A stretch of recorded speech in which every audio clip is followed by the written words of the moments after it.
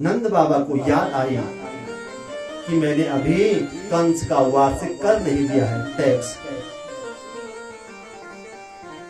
तो घर की जो व्यवस्था है गोपियों और ग्वाल वालों को सौंप दी और अपने आप मथुरा चले गए कंस का टैक्स देने के लिए, कर देने के लिए। जब वसुदेव जी ने सुना कि नंद बाबा यहाँ आ रहे हैं, भैया नंद यहाँ आ रहे हैं, उनको लोग नंद बाबा ही कहते थे। गांव में होते ना, किसी के रिश्ते बहुत ऊपर होते हैं, बच्चा छोटा छोटा है और लोग उसको बोलते दादा, बड़े बड़े लोग भी दादा, चाचा। तो ऐसे नंद बाबा भी हैं, तो सब बाबा बाबा कहकर उनको पुकारते हैं। नंद बाबा मथुरा गए। वसुदेव ने जब सुना तो सोचा उनसे मिला जाए, आगे बढ़े। नंद जी से मुलाकात हुई। नंद बाबा का हाथ पकड़ करके अपने हृदय से लगाया और कहा, भैया नंद, जब से मैंने सुना है कि इस वृद्धावस्था में आपके घर में संतान ने जन्म लिया है, हमें बहुत खुशी हुई है। लेकिन आप कैसे मित्र हो? आपने अपने पुत्र की सूचना हमें भी नहीं दी। तो नंद बाबा कहते हैं, भैया वसुदेव, मेरा छोरा जरूर हुआ है, पर जब मैंने सुना कि कंस ने आपके सारे पुत्रों को कारागार में मार दिया, मेरी हिम्मत नहीं हुई कि मैं अपने पुत्र के होने की सूचना आपको दूं। वसुदेव जी के हृदय में पुत्र वियोग है और वो नंद बाबा की खुशी में सम्मिलित हो रहे हैं। नंद बाबा के हृदय में पुत्र प्राप्ति की खुशी है और वो वसुदेव जी के वियोग में सम्मिलित हो रहे हैं। यही मित्रता है, इसी को मित्रता कहते हैं। निज दुख गिरी समराज करी जाना, मित्रक दुख राज में समाना। जेन मित्र दुख होय दुखारी, तिनहि बिलोकत पातक भारी। मित्र को चाहिए कि अपने मित्र का दुख कण बराबर भी हो, उसे पहाड़ जैसा समझ करके, बड़ा समझ करके उसका निदान करना चाहिए। और अपना दुख पहाड़ जैसा भी हो, वो अपने मित्र को नहीं बताना चाहिए। यही सच्चा मित्र है। लेकिन आजकल ऐसे मित्र मिलने दुर्लभ है। दोनों ने एक दूसरे के सुख दुख की चर्चा की, पर वसुदेव जी को तो अपने छोरे की चिंता है। वहां ब्रज में लड़के को छोरा ही बोलते हैं। अधिक कई जगह सुना में लड़के को छोरा बोलते हैं और कहीं गाली भी मानते हैं, लेकिन ये ब्रज की भाषा है, तो वहां लड़के को छोरा बोलते हैं। तो वसुदेव जी को अपने छोरे की चिंता है कि मैंने तो इन्हें वहां रख कर आया हूं कि वो रखवाली करेंगे और ये यहाँ है। कहा, भैया नंद, मैं देख रहा हूं कि आजकल आपकी ग्रह ठीक नहीं चल रही है। न यस्थियं बहुतितं सन्त्य उत्पातश्च गोकुले। नंद भैया, आपको ज्यादा देर यहाँ नहीं रुकना चाहिए। कंस आजकल बहुत उत्पात मचा रहा है, इसलिए आप अपने गोकुल चले जाओ। हे राजा परीक्षित, नंद बाबा मथुरा से गोकुल की ओर चलने लगे। मन में विचार करने लगे कि वसुदेव जी की कही हुई बातें झूठी नहीं हो सकती हैं। अपनी माला निकाली और जप करते हुए जा रहे हैं, हे नारायण मेरे लाला की रक्षा करना, हे नारायण मेरे लाला की रक्षा करना। आज भगवान नारायण के नाम से भगवान की ही रक्षा की बात की जा रही है। नंद बाबा के जाते जाते कंस ने पूतना नाम की राक्षसी को आज्ञा दी कि आप अपनी माया से सुंदर रूप बना करके अपने स्तनों में कालकूट विष भर करके गोकुल में जाओ और वहां जितने भी छोटे छोटे बच्चे दिखें उन सबको जहर पिला करके मार दो। जो पूतना को आदेश मिला उसने इतना सुंदर रूप बना दिया कि उसके रूप को देख करके देवता भी आश्चर्यचकित रह गए। राक्षसी थी। मनोहरंतिम बनिता ब्रजो कसामो, अपने चोटी पर सुंदर मल्लिका के फूल लगा दिए, अनेक आभूषण पहन लिए, सुंदर वस्त्र पहन लिए। जो गोकुल की देवियां हैं, वहां की जो महिलाएं हैं, वो भी उसको देख करके आश्चर्यचकित रह गए। इतने सुंदर रूप उसने बना दिया। आकाश मार्ग से जाते हुए पूतना ने सारे घरों को देखा और जहां जहां उसे छोटे छोटे बच्चे मिले अपना स्तनपान करके सबको मार दिया। अब उसने देखा कि नंद भवन में कुछ लोग बैठे हुए हैं। पता किया कि यहाँ नंद बाबा के घर में पुत्र हुआ है। नंद भवन में गई और कहा, यशोदा बहन बधाई हो। जब मैंने सुना कि आपका इस बुढ़ापे में पुत्र हुआ, मैं बहुत प्रसन्न हुई। घर के सारे काम का छोड़ करके मैं आपको बधाई देने के लिए आई, बच्चे को आशीर्वाद देने के लिए आई। यशोदा मैया ने सोचा, ये मेरी कौन सी बहन है, इसे तो मैंने आज तक देखा भी नहीं है। लेकिन जब बधाई दे रही है, सुना होगा इसने इसका पुत्र हुआ, आ गई होगी। अब ऐसे कैसे पूछूं कि आप कौन हो? हम किसी को बधाई दें और वो हमें पूछे भाई साहब आप कौन हो, तो हमें अच्छा लगेगा बुरा? एक तो हम इसे बधाई दे रहे, हमें पहचान नहीं रहा। तो ऐसे ही यशोदा मैया ने सोचा कि ये कोई मेरी दूर की बहन होगी, जब सुना होगा तो आ गई होगी। तो यशोदा मैया से कहती है, पूतना मैं अपनी गोद में रख लूं? और उसके हाव भाव से तो लग ही नहीं रहा था वो राक्षसी होगी। तो यशोदा मैया ने कहा रख लो।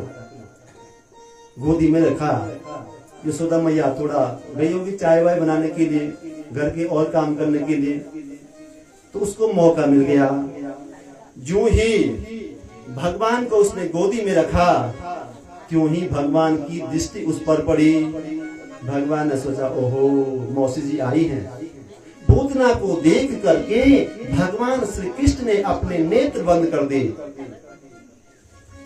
सोचा ये कौन है, कहां से आई हैं, पूर्व जन्म में कौन थी, इसके स्तनों पर ये क्या लगा है। भगवान तो चराचर जगत की आत्मा है, आत्मा राम है, वो तो सब कुछ समझते हैं, कौन किस भाव से आया है। अब कई संत इस पर अपने अपने विचार व्यक्त करते हैं। जो भागवत के विद्वान हैं, भागवत के जो रसिक हैं,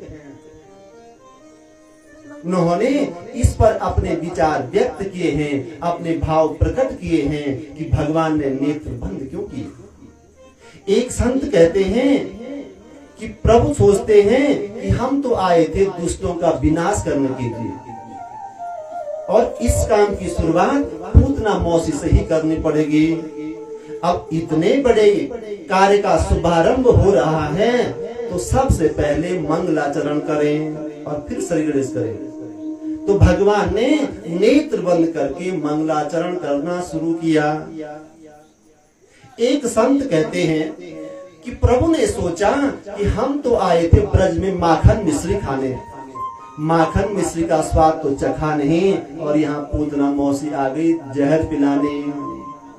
अब जहर पीने का काम तो मेरे भगवान भोलेनाथ का है, उनको इस चीज का अभ्यास है। तो भगवान ने भोलेनाथ का ध्यान किया नेत्र बंद करके। एक संत कहते हैं कि भगवान के जो दोनों नेत्र हैं वो चंद्रलोक और सूर्यलोक हैं। जो भगवान के हाथों मरेगा वो परम पद प्राप्त करेगा। तो मानो सूर्य और चंद्र लोक में अपने दरवाजे बंद कर दिए कि प्रभु इस दुष्ट को आपको जहां भेजना है वहां भेजो, हम तो इसे अपने लोक में घुसने नहीं देंगे। इसलिए भगवान ने नेत्र बंद कर दिए। एक संत कहते हैं कि भगवान सोचते हैं मैं हूं मायापति और ये है मायावती, और माया के द्वारा ये चाहे कितना भी सुंदर रूप बना करके आए, और यदि मेरी नजर इस पर पड़ी तो इसकी माया गायब हो जाएगी और ये असली राक्षसी देह में उत्पन्न हो जाएगी।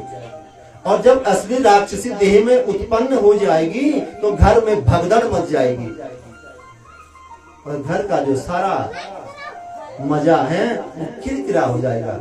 इसलिए मुझे अपने नेत्र बंद ही रखने दो। बोलो श्री कृष्ण महाराज की।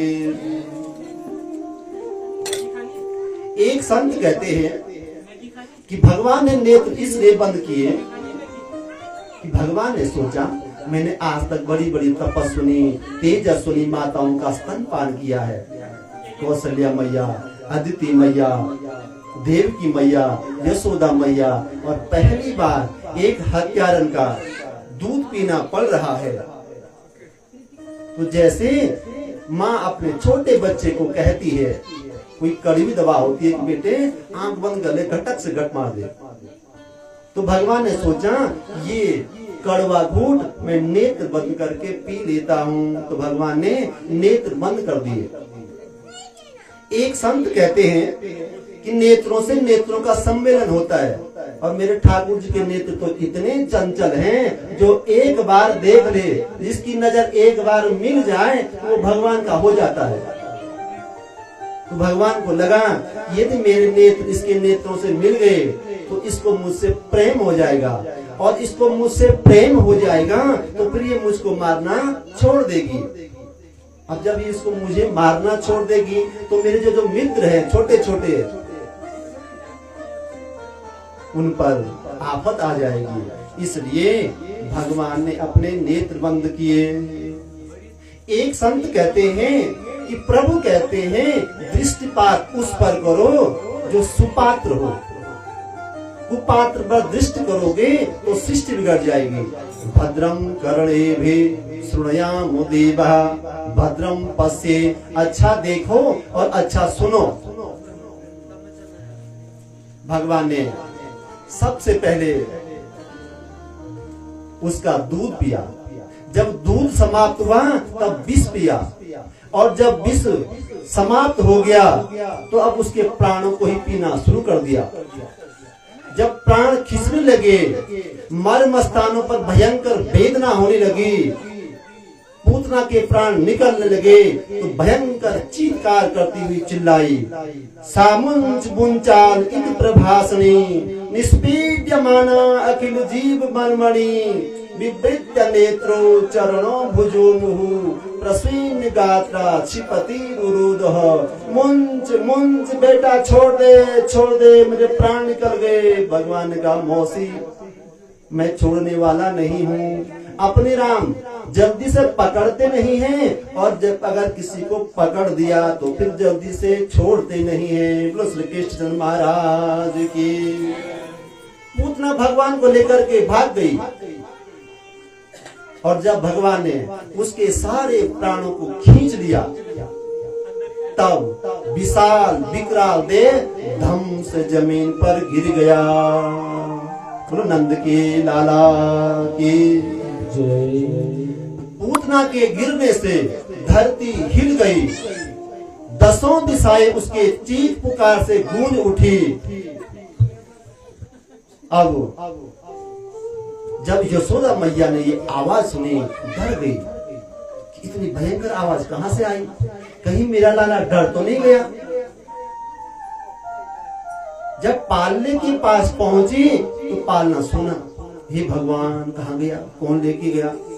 अफरा तफरी मच गई घर में, ग्वाले गोपियां सब परेशान हो गए कि बाबा तो हमारे हवाले छोड़ करके गए थे, इसे कौन लेके गया।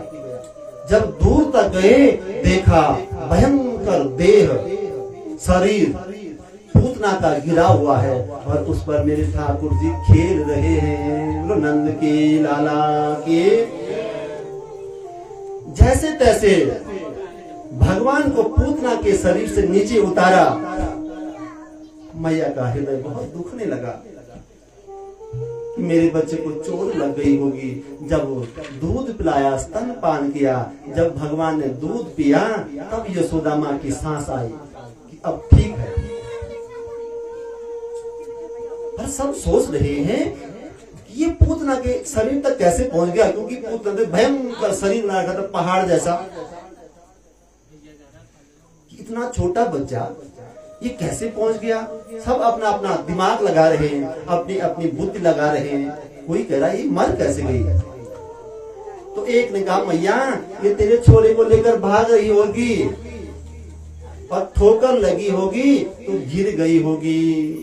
दूसरे ने कहा छोरे ठोकर लगती तो मुंह के बल गिरती, ये तो पीठ के बल गिरी हुई है। सब अपनी अपनी बुद्धि लगा रहे हैं कि कैसे गिरी होगी। मैया ने गाय की पूंछ से भगवान पर झाड़ा मारा। गौ की जो रज है, धूल है चरणों की, वो भगवान के सारे अंगों पर लगाई। भगवान श्री कृष्ण और गौ माता का बहुत बड़ा संबंध है। जब भी भगवान को कुछ होता है, मैया तुरंत गाय की पूंछ से झाड़ा मारती है, गौमूत्र से नहलाती है और गाय की जो चरण रज है वो ठाकुर जी के पूरे अंगों पर लगाती है। गाय की चरण रज का, गाय की जो चरणों की धूल है, फूलों की धूल है, उसका बहुत बड़ा महत्व है। किसी बच्चे पर कोई छल छिद्र लगा हो, अला बला लगी हो, तो चरणों की रज उसके पूरे अंगों पर लगा दो तो सारी जो विपदा है वो दूर हो जाएगी। बोलो नंद की लाला की। तब तक नंद बाबा भी आ गए। ग्वाल वालों का बाबा आप गए मथुरा और यहाँ गजब ढा गया। बोले क्या हुआ कि पूतना न जाने कब यहाँ आई और कब आपके लाला को लेकर भागी। बेचारे नंद जी तो पहले ही डरे हुए थे। फिर क्या हुआ कि बाबा वो पूतना देखो वो मरी पड़ी है और लाला आपका यहाँ पर खेल रहा है। नंद बाबा ने कहा मैं समझ गया वसुदेव नंबर 1 का ज्योतिषी है। ग्वाल वालों का क्या मतलब। बोले जब मैं मथुरा में था तब ही वसुदेव जी ने कह दिया था कि आपके गोकुल में कुछ गड़बड़ होने वाला है, आप गोकुल चले जाओ। और तब से मैं माला जप रहा हूँ, हे नारायण मेरे लाला की रक्षा करना, हे नारायण मेरे छोरे की रक्षा करना। अब ग्वाल वालों ने कहा अब हमें पता चला कि ये पूतना कैसे मर गई। ये सब आपके भजन का प्रभाव था। पर बाबा ये मर गई तो मर गई, लेकिन इसने तो मथुरा और गोकुल का रास्ता ही बंद कर दिया। अब क्या होगा।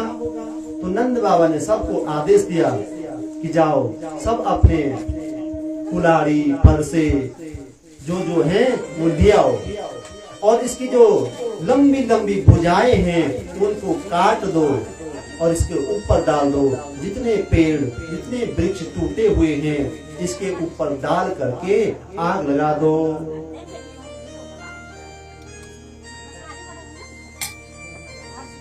जैसे ही पूतना के शरीर पर आग लगाई देहस्य भूमाश्च गुरु सौरभ। पूतना के दग्ध होने पर, पूतना के जलने पर ऐसी सुगंध आई परीक्षित कि 10 दिशाएं महक गई। पूरा ब्रजमंडल सुवासित हो गया। परीक्षित जी चौंक पड़े कि महाराज पूतना जैसे दुष्ट के जलने पर सुगंध कैसे आएगी। तो सुखदेव जी कहते हैं कि हे महाराज अब पूतना को भला पापनी कौन कहेगा। जिसने भगवान को अपनी गोद में रखा हो, अपने हृदय से लगाया हो, अपना स्तन पान कराया हो, वह पापनी कैसे हो सकती है। और धन्य है भगवान की लीला। जिस पूतना में एक भी सद्गुण नहीं था, सुखदेव जी कहते हैं, हे राजा परीक्षित, अब पूतना का पूरा परिचय सुनो। कौन थी पूतना? कि पूतना लोक बालग्नि राक्षसी रुधिरासना जिघांसया पिहरये स्तनं दत्त्वा पुसद्गतिम्। पूतना नाम भी कितना बुरा। तो शायद काम अच्छा करती होगी। परीक्षित जी कह रहे क्या पता लोगों की भलाई करती होगी। लेकिन नाना महाराज, बाल लगने बच्चों को उठा करके ले जाती तो उसे मारती थी। तो परीक्षित जी ने कहा महाराज, हो सकता है उसका खानदान बहुत ऊंचा रहा होगा, इसलिए सुगंध आई होगी। तो कहा नाना महाराज, राक्षसी राक्षस कुल में उत्पन्न हुई थी, तो शायद उसका आहार अच्छा रहा होगा, अच्छा अच्छा भोजन करती होगी, काजू किशमिश खाती होगी, बादाम खाती होगी, तब खुशबू आ रही होगी। लेकिन नाना महाराज, रुधिरासना, रुधिर है अन्न जिसका, बच्चों को उठा करके ले जाती और उनको मार करके उनके रुधिर का पान करती, उसके रुधिर को पीती। तो शायद भगवान से प्रेम करती होगी, लेकिन नहीं, वो भी नहीं। जिघांसया पिहरये, भगवान को मारने के उद्देश्य से आई थी। पर धन्य है भगवान की लीला, जिस पूतना में एक भी सद्गुण नहीं था, पर भगवान को जब कृपा करनी होती है तो कोई न कोई गुण, कोई न कोई अच्छाई ढूंढ ही लेते हैं। भगवान ने कहा, किसने मुझे गोद में रखा है, अपने हृदय से लगाया है, अपना स्तनपान कराया है, इसलिए मैं इसे परम पद दूंगा। अहो बकीयं स्तनकालकूटम्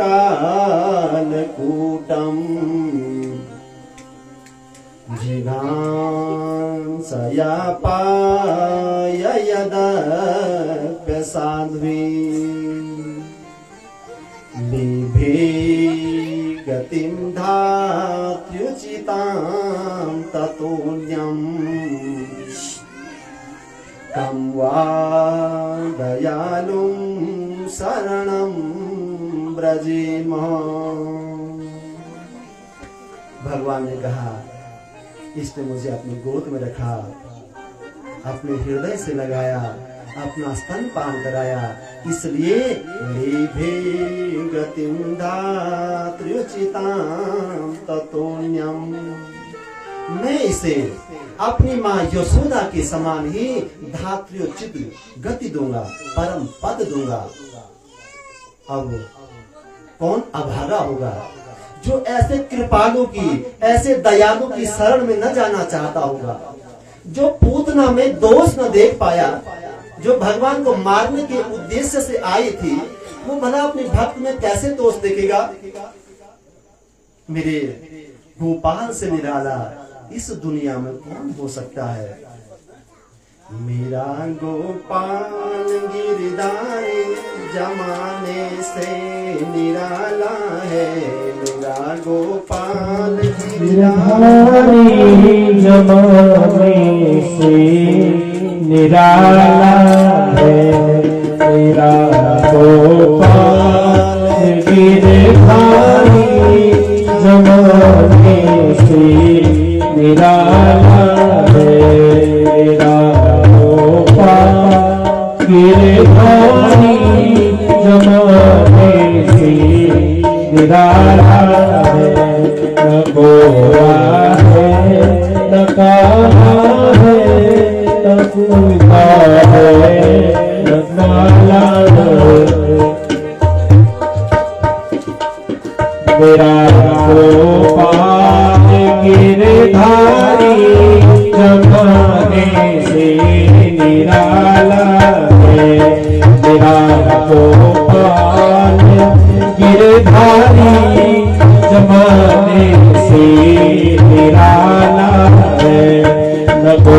गोरा है न काला है